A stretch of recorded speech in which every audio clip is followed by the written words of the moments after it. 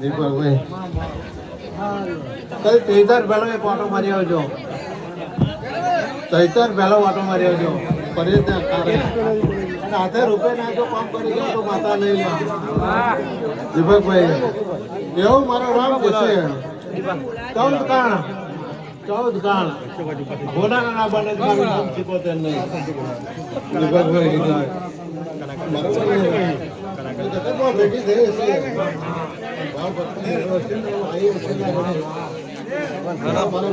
દરિયામાં પહેરી જાય છે ને તો નાવડી લઈને ના